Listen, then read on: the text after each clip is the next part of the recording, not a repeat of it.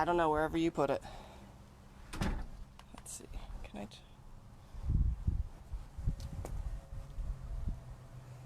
Hello! Anybody is here?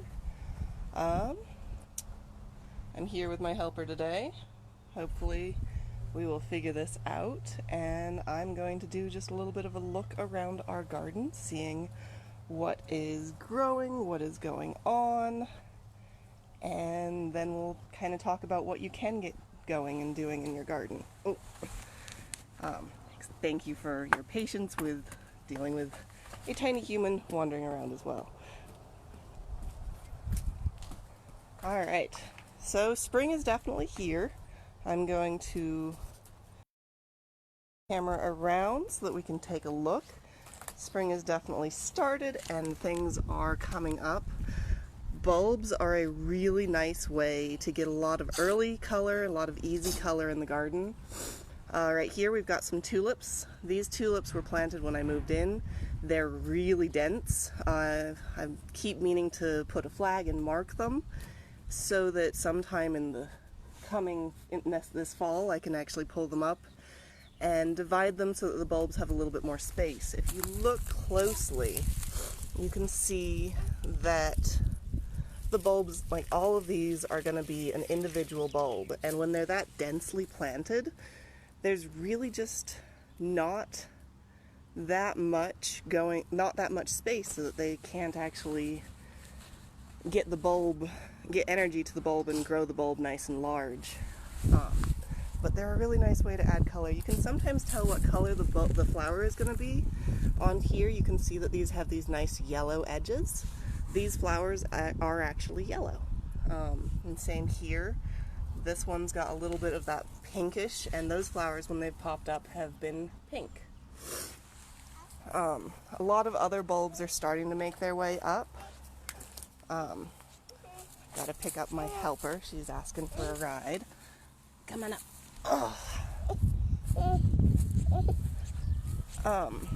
The ones that are most exciting already in bloom here are our crocuses, and hopefully a little bit later I will be able to post a picture I took yesterday of a native bee that was nestled in the crocus and getting some pollen.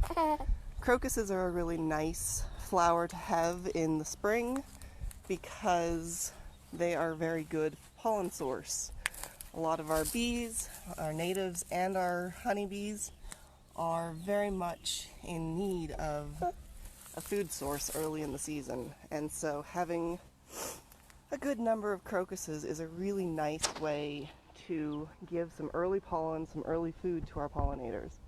And the nice thing about bulbs, they don't really require much in the way of water or extra resources. Once you plant them, like right here, this little cluster I planted maybe 3 or 4 years ago as one bulb. And now you can see that there are numerous flowers, and if I wanted to, I could dig that section up. Yep, there's some bulbs. I could dig that little section up this coming fall once they have the greens have died away, and then I will be able to divide them and have more. When you're looking at buying bulbs, you can look for the term naturalizing. And if somebody doesn't mind, can someone make a comment and say that you can hear what I'm saying, just to make sure? This is the first time we're trying this. It's a brand new world. So if you can hear what I'm saying, can someone make a comment?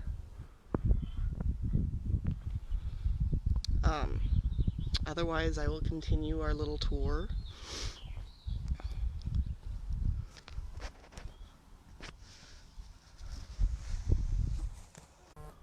Okay. Okay, good. People are letting me know they can hear me. Excellent.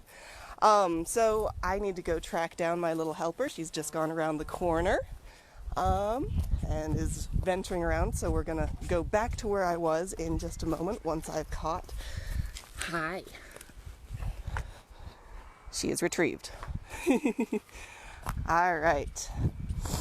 So we're going to go back to where I was because I wanted to give you a little bit of identification. Sometimes folks don't necessarily know what bulbs they've got in their yard. A lot of people have bulbs and they might not know what they are. So right here is a really good example of a wide variety of different bulbs. We've got the crocuses, obviously, that we just talked about. And right here, these are going to be daffodils. This is a north-facing side of the house, so everything's a little bit slower. I was walking out and around yesterday, seeing all the people out in their gardens, enjoying the fact that they actually have a little bit of time to maintain and keep things going. And the daffodils in a lot of other neighborhoods have already popped out, they're already going, and they're beautiful, but ours are a little bit slower. So daffodils have these long, narrow leaves, and eventually you'll see this flower head as well. Over here, these kind of more vase-shaped leaves, those are tulips. And then these guys here are iris bulbs. We've got a lot of different iris here. What iris do, these were the leaves from last year. As you could tell, I have a tiny human, and so I haven't quite gotten around to cleaning off last year's debris, but this is the new growth from this year. So this is all going to be this year's growth. Let's see, I've got a couple other, if I go down the row here, some more irises, more tulips, more daffodils. Right here are some other ones. These are actually alliums, so they're ornamental onion flowers. And they do very, very well in Colorado. They actually have gotten to the point where I have a bunch coming up all over the place. I'm going to have to do some allium maintenance this year because they do kind of start to spread a little bit like weeds. All right, and then, I had one more back here that I wanted to show off. Right here is my phlox, or pinks, dianthus. It's going to be, there's lots of common names for it. Dianthus is probably best bet. It's kind of a perennial carpeting flower, and it flowers pretty much throughout the season, which is really nice. All right. So that's kind of where I'm at in terms of the bulbs that I've got coming up. We're going to do a transition into the bright light here. There are a few iris, the bulb iris that are coming up here, if you can see them. They haven't liked the fact that part of them were above the snow for a long time, and so it was a little bit tricky for them. Oh, and I've just seen something else. I've actually got some columbine popping its way up here. Columbine is a tricky one because it's a perennial, but it's a short-lived perennial. And so a lot of people will plant it and they'll have a really nice bloom for a year or two, and then all of a sudden it's gone. And so they think it's just died or something's gone wrong, but it just has a short lifespan. And so it's not something that you necessarily keep around for a long time, but it will reseed. And so it's a good one to realize it could reseed. It just might not reseed with the same color. If you get one of those fancy multicolored types, then it's going to be it'll be less likely that it will reseed as that exact same color scheme. I do have all of my roses right here. The time is not yet here to do anything with them. You don't really want to prune roses until you're near the end of our risk for frost damage on the roses, and so they're just going to kind of hang out. You can tell we actually did do this spring. We've already done a remulching of some of our areas. We had a bunch of trees cut down and had the arborist chip the trees and leave them on site. And this wood chip mulch makes really good mulch. You can see it's been dry here the snow finally melted about 4 days ago, and just barely under the surface. You can see that color change, how wet it is still. Mulch is really good for holding moisture in, which is so valuable for our arid climate. And so really, it's probably the number one thing to make sure you have if you're having moisture problems.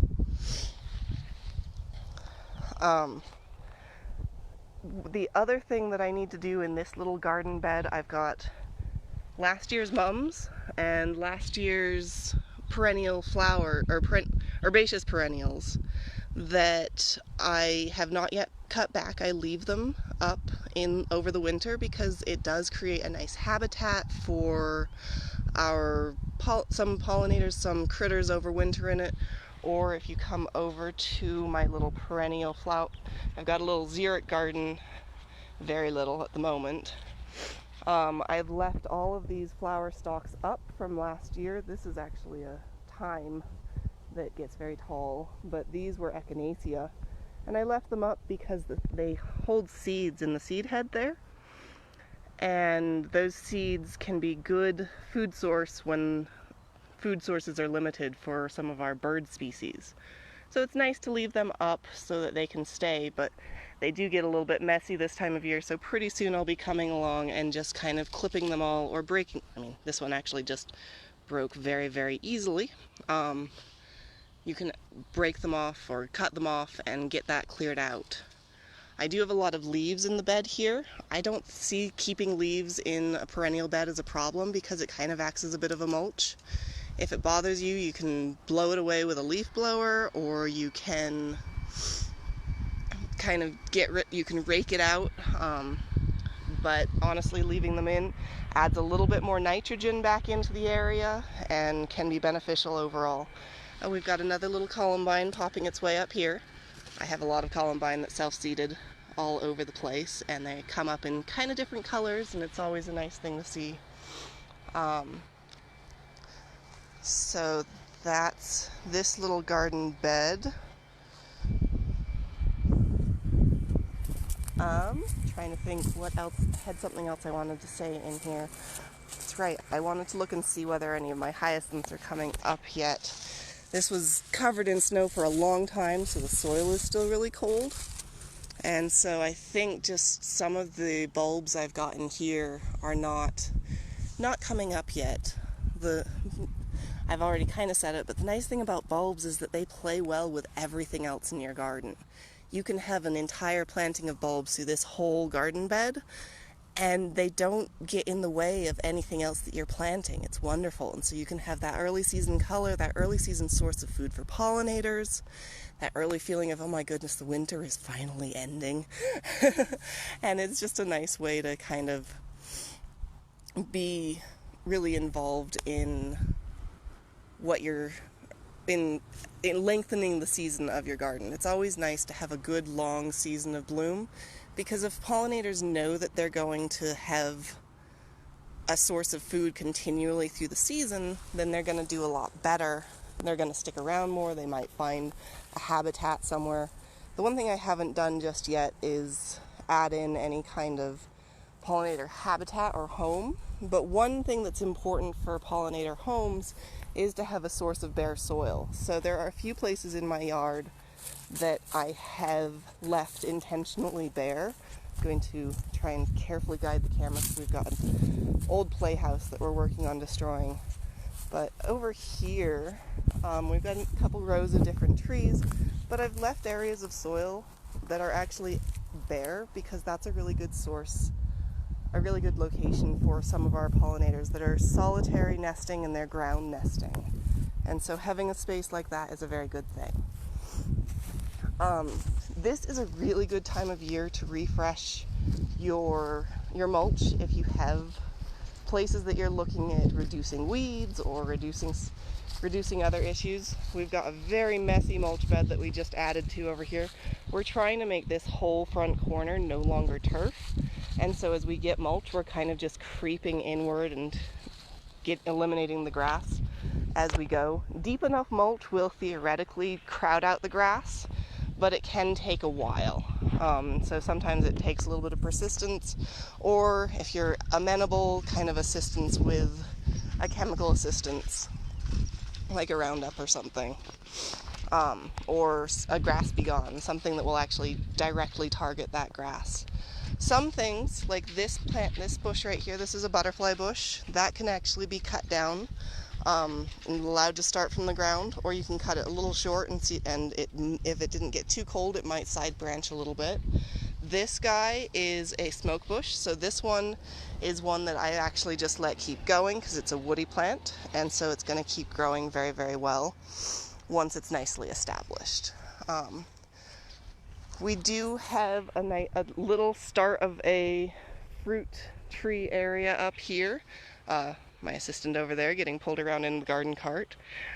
Good way to keep them entertained, by the way. If you have a garden cart, pop them in there and they just sit and will follow you anywhere.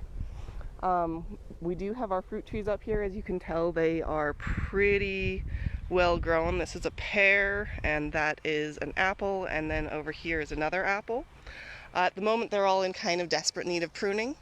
On Friday, Eric is going to be doing an hour-long lecture on pruning and all of the benefits and all of the good ways to prune, good practices. So if you are on here now and you have time on Friday, definitely chime in at that point and you can kind of get a little bit more of a sense of where you should be focusing when pruning. I don't think he's going to focus too much on fruit tree pruning, but some of the principles, like I'm looking at this right here, this is very much a crossing branch, and that's going to be problematic as time goes on. It's already there's already some rubbing going on. So some pruning on this guy. This is a great time to prune your trees because they haven't budded out yet, and so you don't want them to start putting resources into branches and start getting them cut out once they've already leafed out. You can, but it's not as ideal.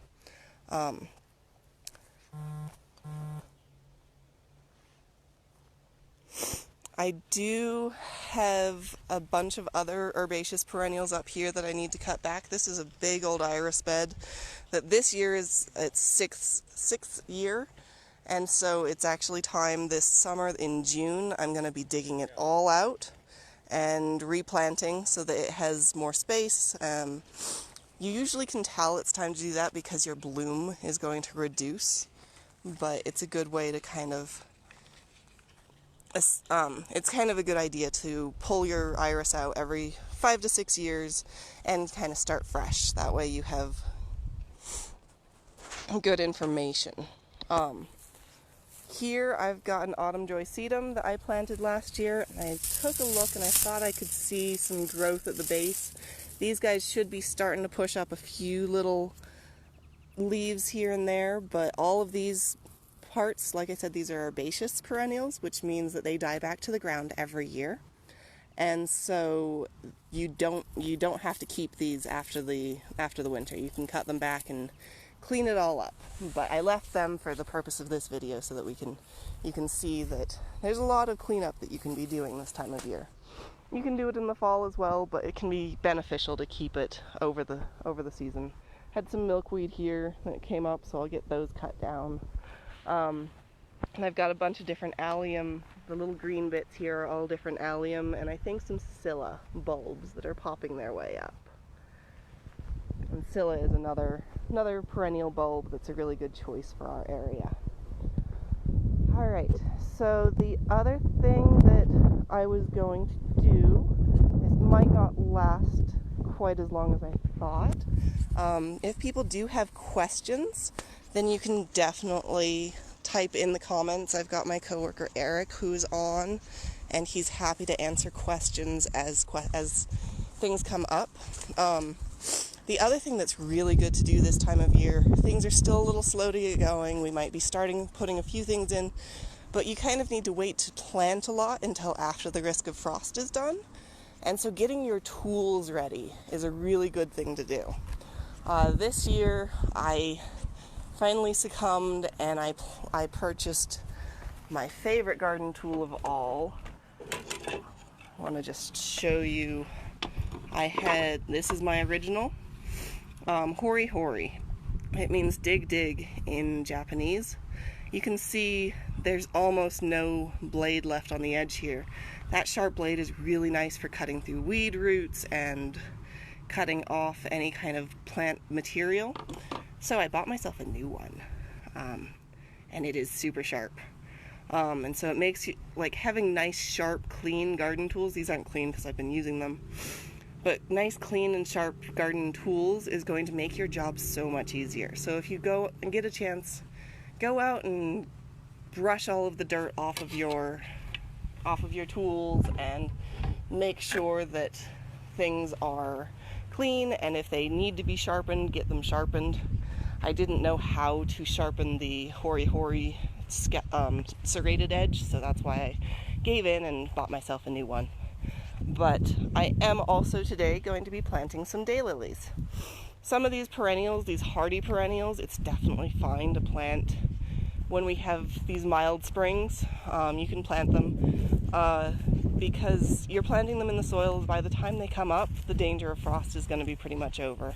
Usually I wouldn't be planting this until mid-April probably, but I figured I could plant them for the purpose of this video. So, oops, except I forgot my tripod. This is why this is a learning process.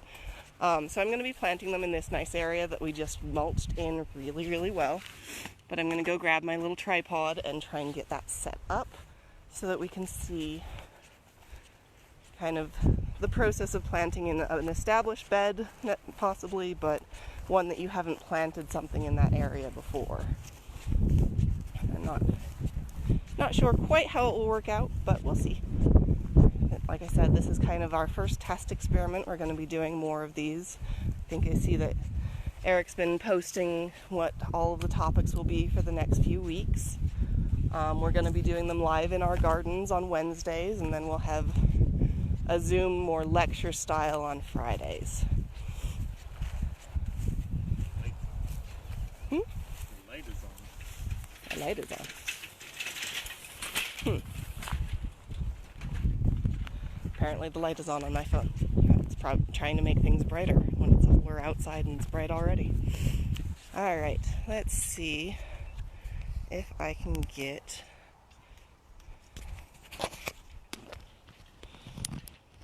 the tripod set up so that you can kind of see. Sorry about that. I clicked the wrong thing and it tried to pause on me.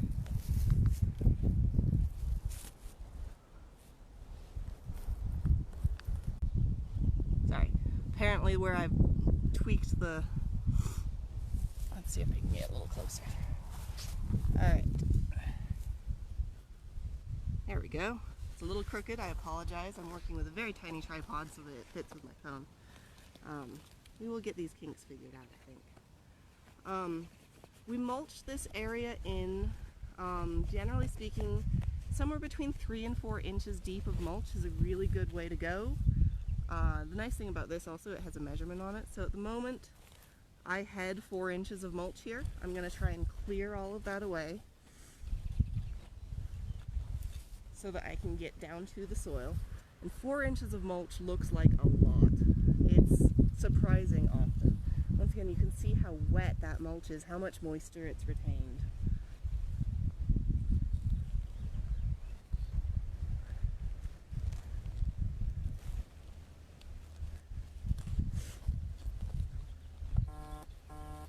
So pretty much I'm just digging into the soil. I'm going to break it up a little bit for once I put it all back in. This is an area that I haven't really planted much in. I've just mulched it under for the first time this year. And I will be putting the bulbs in, or the daylilies in. Except I forgot to open it in advance. This is when that sharp edge of your knife, your garden knife, becomes useful. Maybe.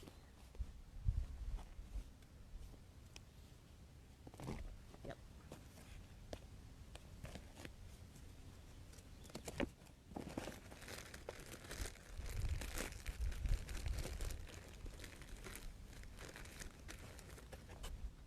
Alright, so these daylilies, this is Hello Screamer, which I'm not sure which one it is from the picture, but it's just a nice standard daylily. It's got really good healthy roots. This one's growing a little more than I'd like. I'm going to try and cover up the growing part with the mulch just to kind of protect it over time. But you pretty much just, let me see, make sure that you can see. Oh, you can't even see where I've been digging. I'm so sorry. So, this is the daylily that I'm planting. And so I'm going to just kind of dig a hole deep enough that all of those roots are going to have a nice space to live in and be ready to grow.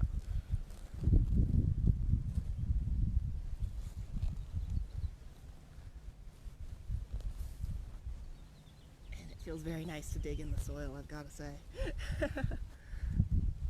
Daylilies are a really tough plant, so they can take quite a bit of abuse. So don't worry too much about being delicate or gentle with them. They're gonna withstand a lot of abuses. That's one reason that I like the tough plants in this yard. I like to say that I garden with benign neglect. Okay, so that little guy is peeking its way up. The nice thing about arborist chip mulch is that you get all these little sticks, so you can put one in to kind of mark where you planted something. And just like that, I've got a nice little daylily in the ground. And I've got a few more, but I won't bore you guys with doing too much extra planting. Are there garden questions that other folks have that I could talk about a little bit, or are there other parts of the yard that you'd like to see a little bit more of?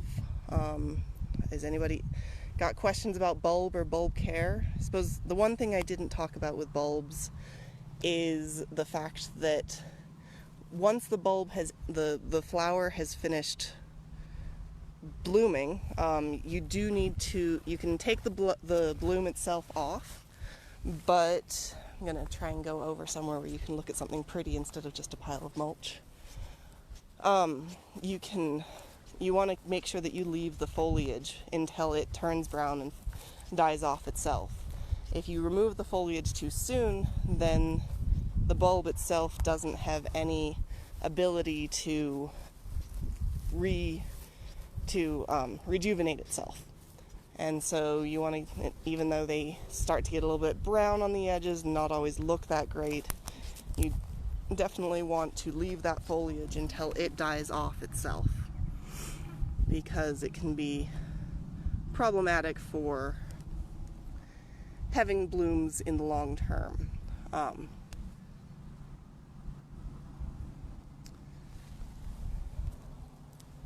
So yes, we've talked about removing some of these herbaceous perennial sections.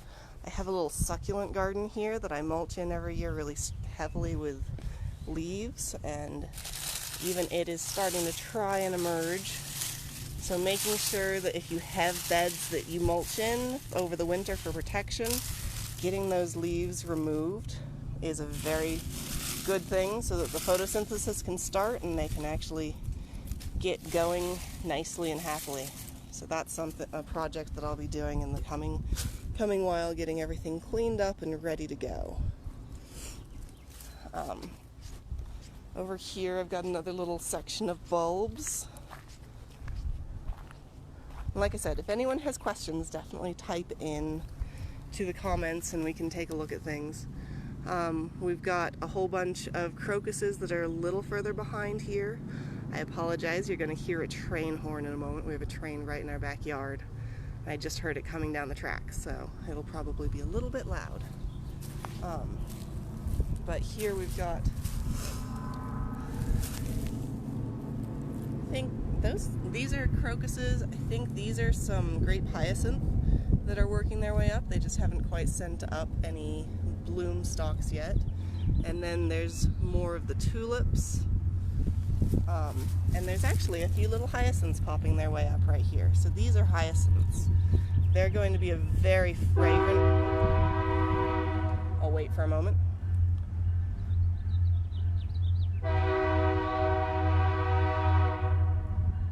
I don't know how loud the train is coming through, so I figure I'll just...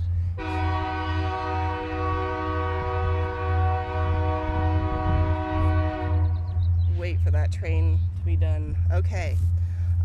So yes, this is a little hyacinth. It's one of the most fragrant of the bulbs, so it's a nice one to put in an area where you walk by frequently so you can actually smell them.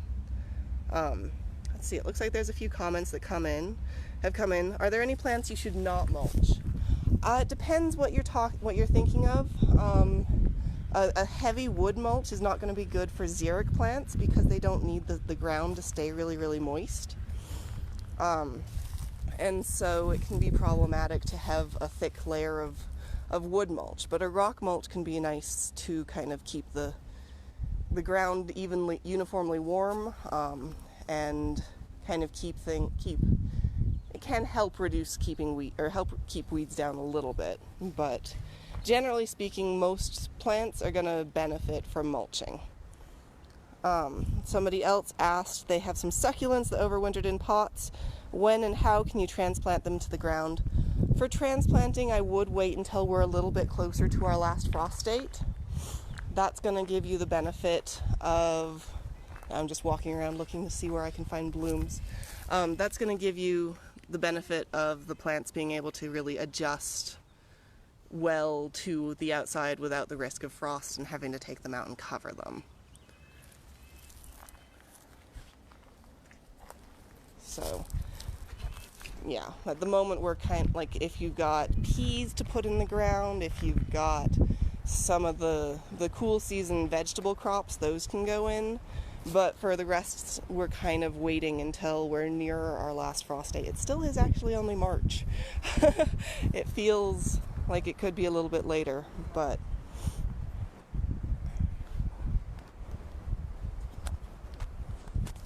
at the moment it is not much late, not later. So yeah, what else would you like?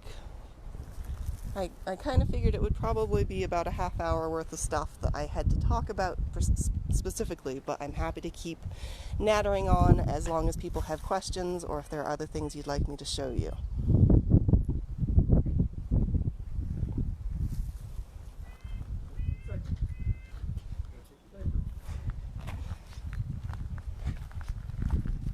Go back. Oh, that's true, yes. Eric just chimed in with using wood mulch in annual flower or vegetable beds can be problematic if it's a bed that you're turning over frequently. Then you don't want to turn that mulch into the soil. It actually offsets what we call the carbon-nitrogen ratio. The bacteria spend so much time digesting all of that carbon that it pulls in the available nitrogen. And so it really is for permanent long-term beds and areas.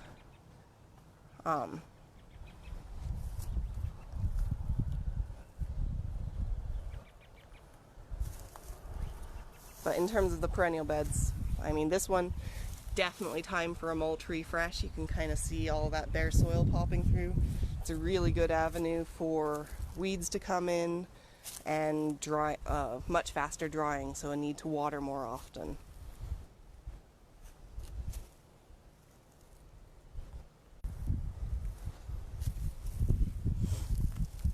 But yeah, that's kind of what's going on up in my garden. My next goal is to start getting our vegetable garden ready. Might as well walk over and show that to you guys. We've got some chickens wandering around. Chickens are a great way to reduce some of the pests in your yard, but you do have to be careful. I need to put a ring around this little tree because they love kicking up mulch. They will spend hours kicking up all the mulch that you carefully put around your vegetables, or around your perennial beds and your trees, and then you have to go back and put it all back together. But they do get rid of a lot of the pests in your yard, and if you can pick it up, all of their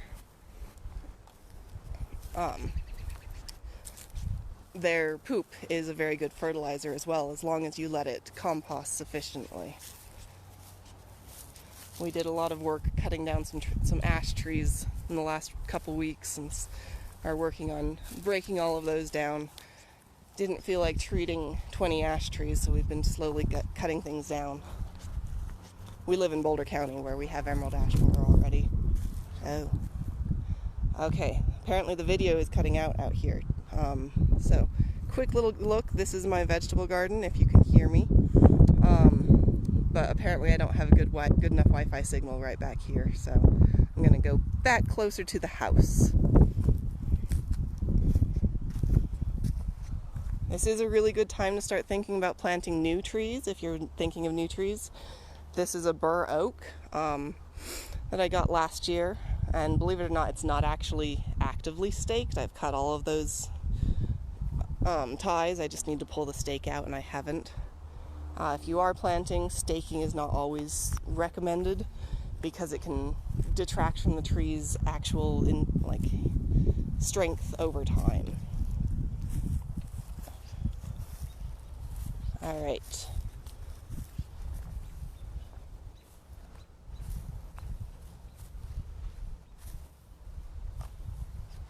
Well, I think that is about pretty much everything I wanted to talk about. If anyone has any other questions, I'm going to just take a seat and I'll answer some questions, but otherwise I'm going to, I think, wrap up our first attempt at this video, and we will see hopefully many of you on Friday and hopefully many more. If this has been useful, let us know. If there are topics that you would like to see, definitely let us know so that we can accommodate what things you guys want to learn about, what kind of things you guys would like to see. We are a little bit limited with a lot of counties enacting stay-at-home initiatives, meaning that we are kind of stuck with showing you what we have in our own yards, but we're happy to show off what we do have. So thank you guys so much for joining in.